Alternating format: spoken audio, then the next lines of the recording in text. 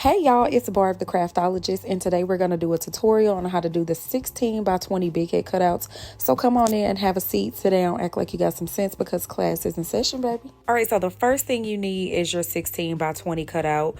I personally printed mine from Walgreens.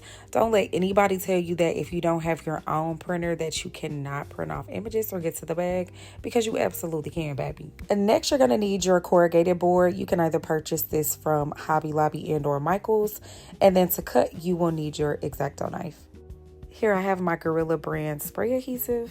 And of course, we can't forget the yardstick, which I also purchased from Michael's. So if there was an adhesive option for this poster, I did not select it. So I'm going to take my Gorilla spray and I'm going to carefully spray the back of my poster.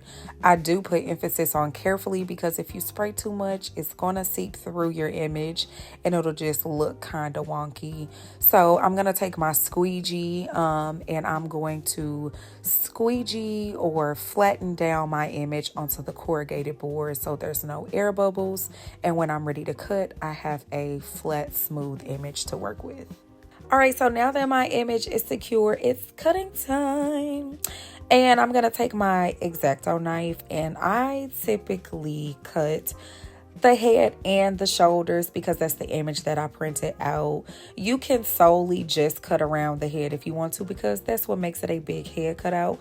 But that's your business. You do what you want. Big Barb love the people and my people love me. And so I give them a little bit extra, okay? A little bit more bang for the buck.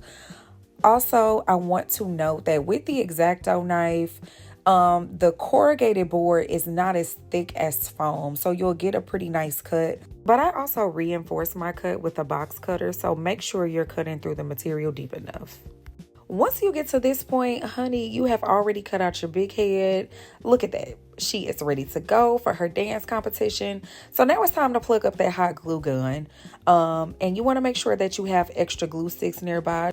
I also got this mat from the Dollar Tree so that I can place my hot glue gun onto the mat and I don't get glue all over my workstation.